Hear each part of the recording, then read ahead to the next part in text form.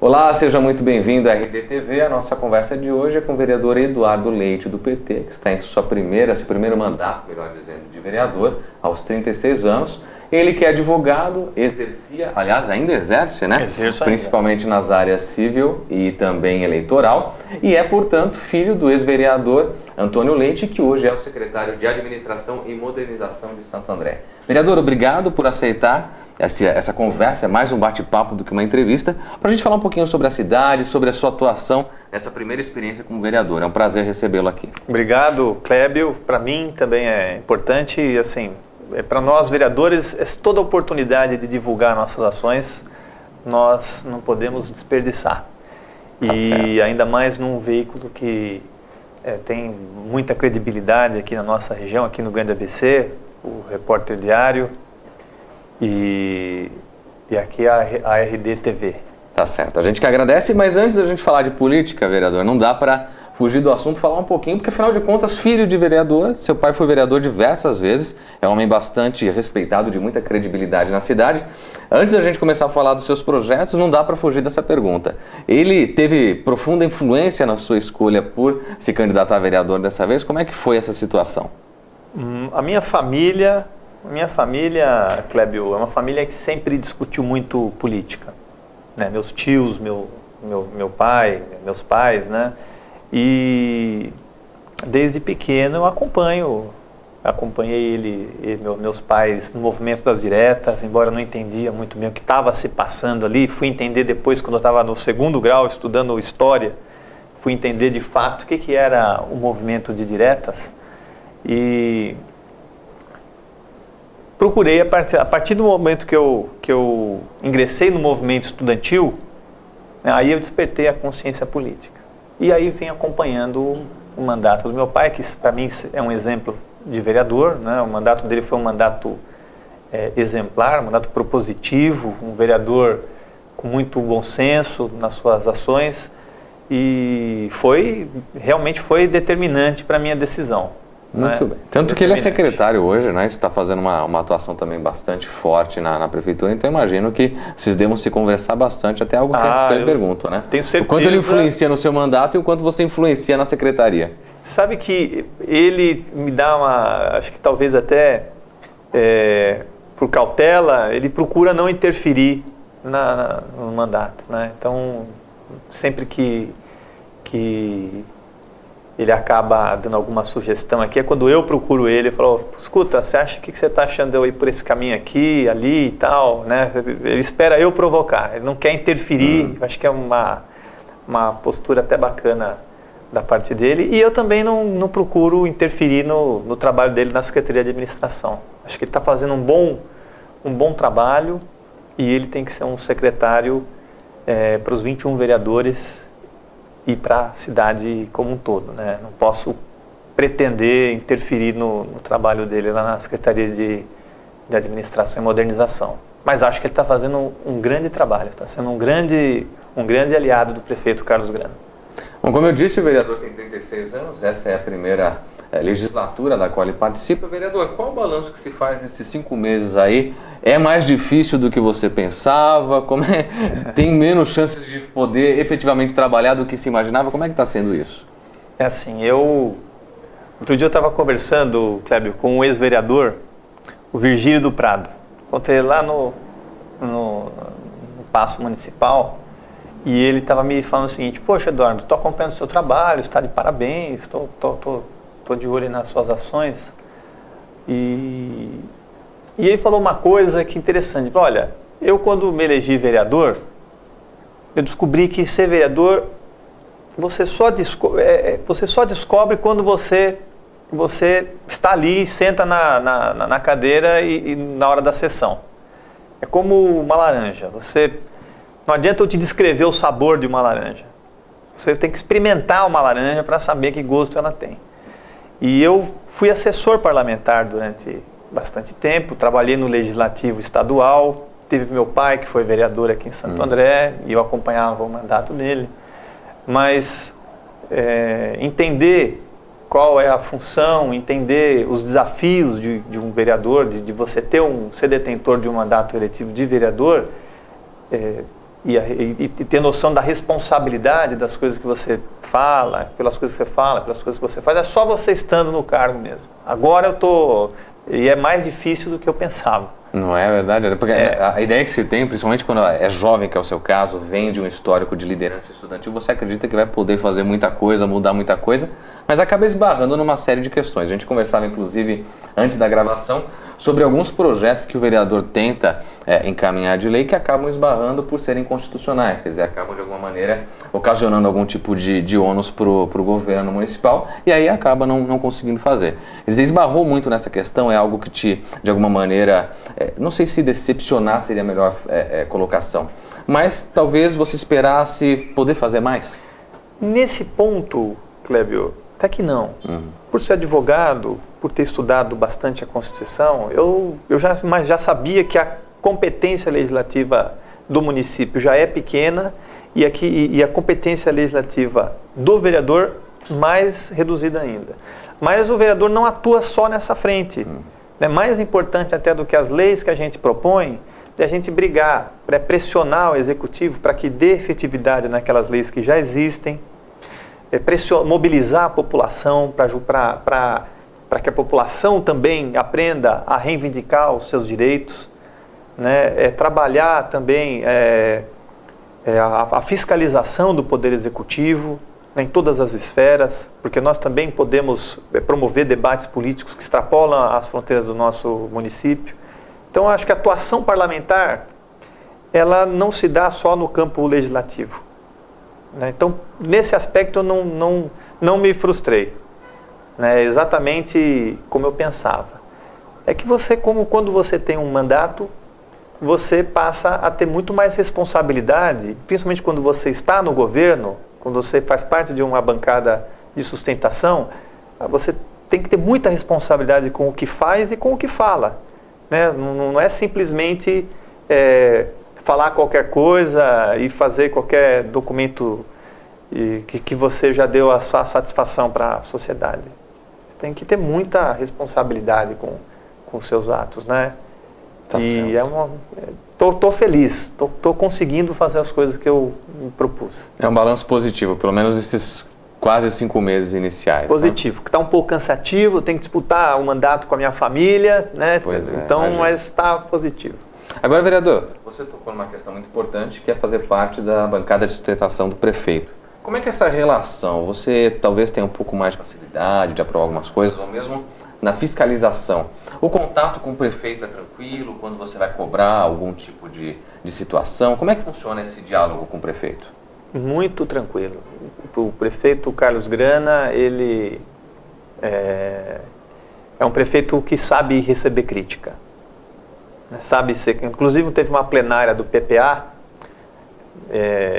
eu pedia paciência para a população, né? Vamos ter paciência com o nosso prefeito, a cidade que nós encontramos com uma dívida extraordinária de mais de quase 120 milhões de reais e muitos projetos nós vamos demorar ainda um certo tempo para implantar, então pedir paciência. Aí o Grana, na sequência, já não precisa ter paciência comigo, pode me cobrar, eu quero ser cobrado, e ele é assim, é um prefeito aberto que sabe receber crítica, sabe receber cobrança, né? Então isso facilita muito. E minha relação com o governo é muito boa, né? Uma relação, ajudei a construir o programa de governo que está sendo implementado. Então, tenho certeza de que nós vamos conseguir manter essa relação. Quando é o caso de fazer uma cobrança, evidentemente, independente de ser um governo de um partido ao qual eu sou filiado, eu vou fazer a cobrança. Mas vou fazer a cobrança com responsabilidade. Já que a gente falou essa questão de bancada de sustentação, a gente sabe que tem a líder da bancada, que é a vereadora Beth. Agora, em relação à liderança de governo, ainda não foi determinado pelo prefeito. Pela sua observação, tem alguém que já desponta ou seria uma vontade pessoal sua, eventualmente, de se colocar nessa posição? Como é que se percebe essa questão? Bom, eu estou à disposição do prefeito. Se o prefeito... A liderança do governo, eu acho que é uma decisão que compete ao governo. O governo tem que escolher o líder. Acho que não tem que ter disputa entre os vereadores para quem vai ser o líder do governo. Uma decisão do governo. E é construída muito mais em cima de um perfil, em cima do que se espera que o líder faça, se aquele vereador tem condições de, nesse momento, atender essa expectativa, do que em relação ao nome, né? Hoje nós temos cerca de 13 vereadores na base de sustentação. Eu acho que a maioria desses vereadores tem plenas condições de exercer essa função, né, de hoje não se percebe um governo. nome ali que já desponta de alguma maneira, na sua visão? Ainda não percebi nenhum nome, não. Né? Mas eu acho que, acima de tudo, o líder de governo tem que estar preparado para dialogar tanto com os vereadores da situação como os vereadores da oposição, porque tem muitos projetos que dependem, tem que ser discutido pelos 21 vereadores, né? Tem que ter agenda disponível, tem que ter disponibilidade de agenda para poder dialogar com o executivo, estar em constante contato com o poder executivo, ter um bom trânsito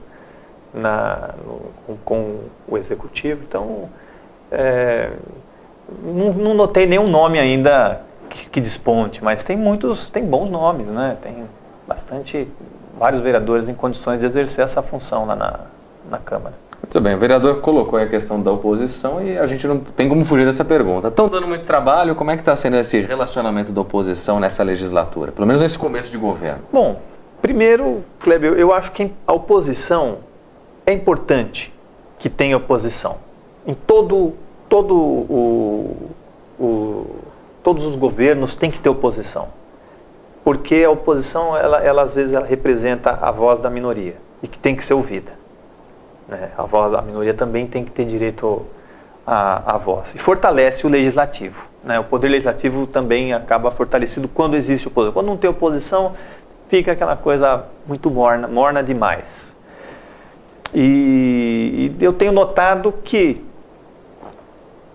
a ousadia do Carlos Grana, enquanto prefeito, de já começar o seu governo com uma série de ações positivas para a cidade, implantação do bilhete único, a volta da participação popular através do PPA participativo, uma série de equipamentos que foram entregues, ambulâncias do SAMU, novas motos para a guarda municipal, que dispunha de cerca, acho que tinha meia dúzia de motocicletas para cuidar do trânsito da cidade. Hoje nós temos mais de 20. Então, eu acho que essas iniciativas já mostraram que fazer oposição a esse governo vai ser muito difícil. Ou, no mínimo, tem que ser feita com muita responsabilidade, porque senão cai no descrédito popular. Né? A saúde, nós recebemos uma saúde pública totalmente estraçalhada. Acho que esse é o tema, estraçalhado, faltando tudo, faltando equipamento, faltando leitos, faltando uma série muito sistema desorganizado. Então nós vamos levar um tempo ainda e a população sabe como é que foi entregue alguns serviços públicos, né? A população sabe.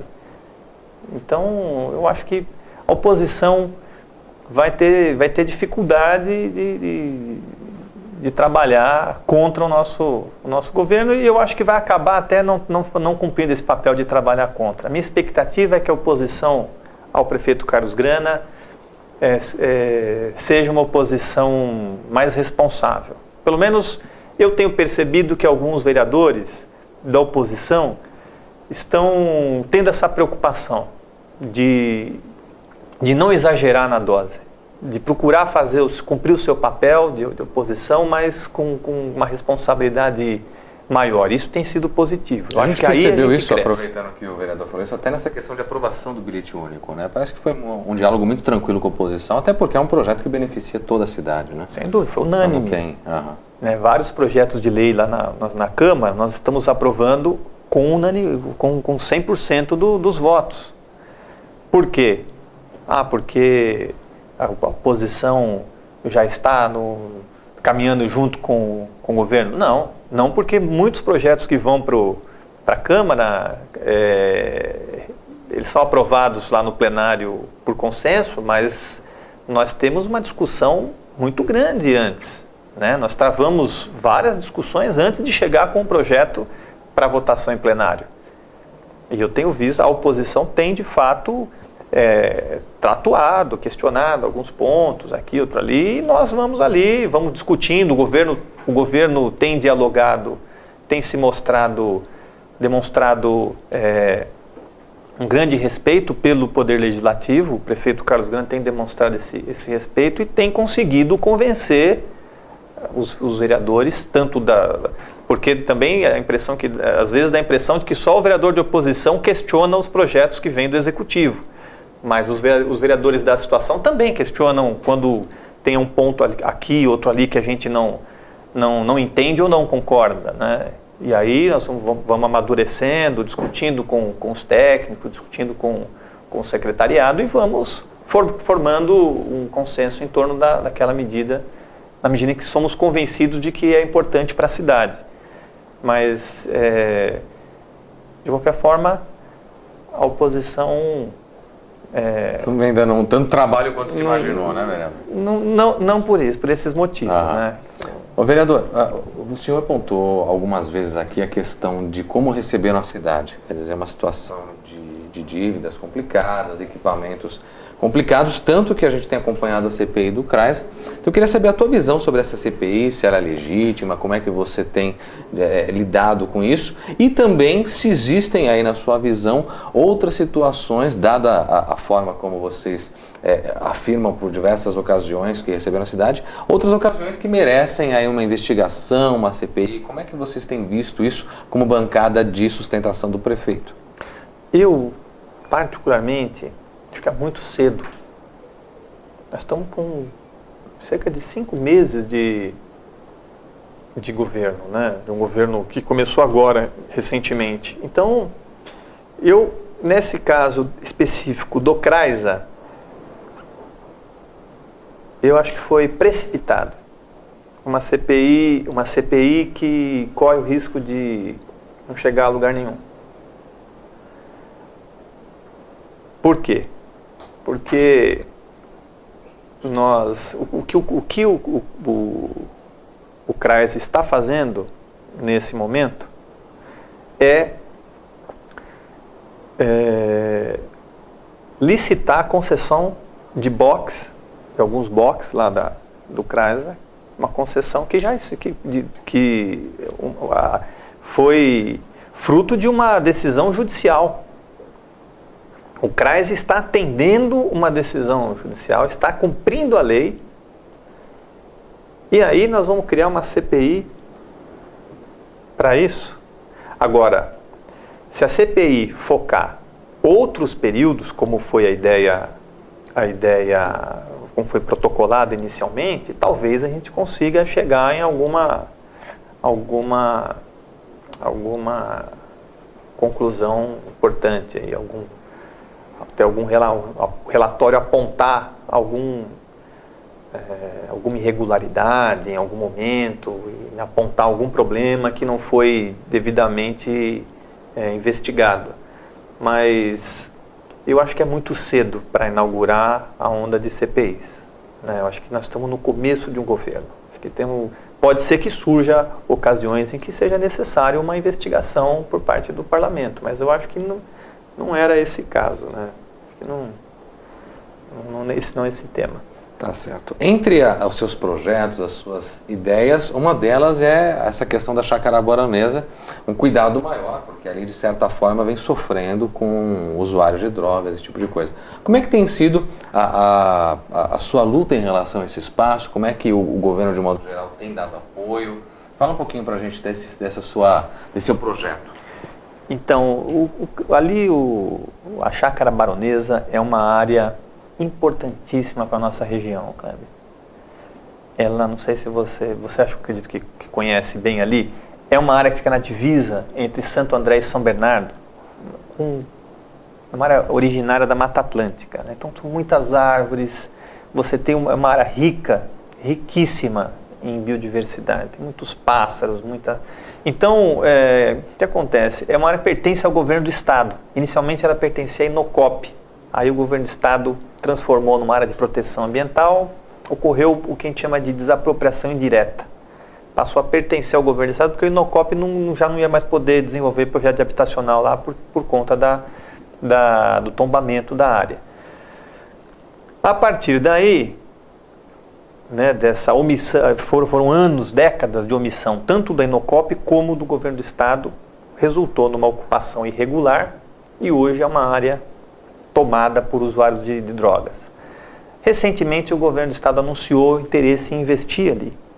Se não me engano eram 6 milhões de reais, que é muito pouco. 6 milhões não resolve o problema de moradia que hoje tem ali naquela região. Então nós achamos que para resolver o problema definitivamente ali da área da Chácara Baronesa, e é um problema que afeta todos os bairros vizinhos, porque o fato de ser um ponto de consumo de drogas gera insegurança, sensação de insegurança em todos os bairros, Jardim Milena, Jardim Las Vegas, Jardim Cristiane, Oriental, Baeta Neves, em São Bernardo. Então, a solução definitiva é encontrar uma forma de garantir moradia para aquelas famílias e implantar o parque. Nós fizemos uma audiência pública em parceria com o vereador Paulo Dias, de São Bernardo, um vereador também muito atuante, e justamente para pontuar essa questão. Ali é uma área que nós precisamos preservar, mas se a gente fizer apenas o parque e não resolver o problema das famílias, o problema de moradia ali, nós vamos empurrar o problema com a barriga. A insegurança ali na região, e a insegurança das próprias pessoas de bem que moram ali no núcleo que existe ali na Chácara Baronesa também vai continuar sendo um tormento na vida de muitas famílias. Então, eu acho que a partir de agora, nossa expectativa é que o governo do estado aceite a proposta de Santo André. O município fez uma proposta para o governo do estado, do governo doar aquela área para o município, onde estão as famílias, desafetar aquela área, doá-la para o município,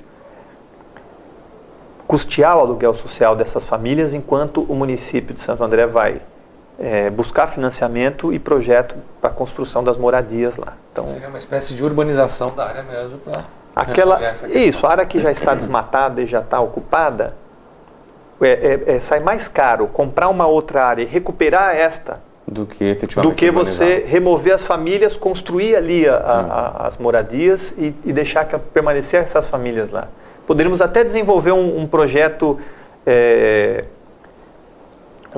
desenvolver um trabalho com essas famílias voltados justamente para defesa do meio ambiente, trabalhar aquelas questões ecológicas com essas famílias, para que elas próprias possam ajudar a preservar o Parque Chácara Baronesa. As próprias famílias que hoje moram ali na região. Podemos capacitar, né, os jovens que moram ali para que eles possam ser monitores, possam trabalhar na própria Chácara Baronesa. Então, enfim, é possível transformar a vida de muita gente mexendo naquela região. Então, é um tema que eu vou até o fim. E que a gente vai acompanhar também para poder mostrar para você, nosso internauta e leitor também do Repórter Diário, o que vai acontecer com esse projeto.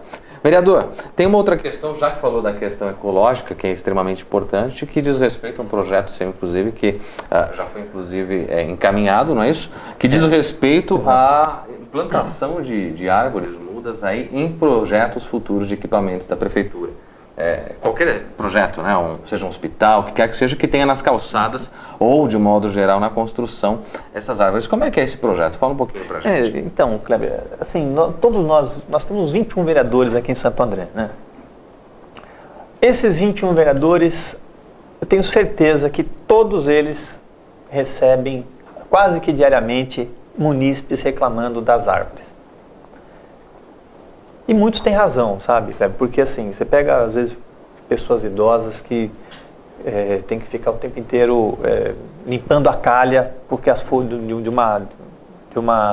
porque, por excesso de folhas no telhado, acaba entupindo a calha, a pessoa tem que ficar limpando, às vezes tem uma idade já avançada, é um problema. Mas o fato é que o poder público está o tempo inteiro estimulando, com razão, as pessoas a cuidarem das árvores, a plantarem árvores, né? Nós temos hoje uma falta muito grande as regiões metropolitanas têm uma carência muito grande de verde, né? Então, eu pensando nisso, outro dia eu analisando uma calçada de equipamento público, eu vi que não tinha uma árvore plantada sequer nessa calçada. Quer dizer, a gente obriga o munícipe a manter aquela árvore na frente da sua casa, mas ao mesmo tempo nós não garantimos árvores na calçada dos prédios públicos. Então é muito contraditório. Então eu pensando nisso, apresentei um projeto de lei que foi inicialmente considerado inconstitucional. Aí eu aprimorei ele, vou reapresentá-lo, prevendo justamente isso, que nas novas construções de prédios públicos, seja municipal, estadual ou federal, nós temos que ter previsão na planta de que na calçada nós vamos ter uma árvore pelo menos a cada 10 metros. De forma a corrigir essa postura contraditória do poder público, de exigir que o cidadão mantenha uma árvore e ao mesmo tempo ele próprio não cuidar para que tenha árvore nas suas calçadas, né? Tá certo. Olha, vereador, a gente vai encerrar por aqui essa entrevista, deixando o convite para que volte em breve para a gente falar de outros projetos aí e desejando que faça esse que é o seu primeiro mandato, faça um mandato de muito sucesso, que renda realmente, de um modo geral, em ações efetivas que melhorem a vida da população de Santo André. Obrigado, Clébio, obrigado a toda a equipe da RDTV. Para mim é muito importante, como eu disse no início, poder vir aqui expor um pouco das minhas ideias, né? Já que nós, vereadores, nós não temos a nossa TV Câmara, ela cobre exclusivamente as sessões, né? Então eu não tenho um espaço fora das sessões, pelo menos não na Câmara Municipal, um espaço institucional, para eu poder dizer o que eu penso, opinar sobre os temas da atualidade, sobre as ações que estou desenvolvendo na Câmara. Então, por isso, eu poder vir até aqui hoje, poder dialogar com você, poder dialogar com as pessoas que estão nos assistindo sobre esses temas, né, é muito importante.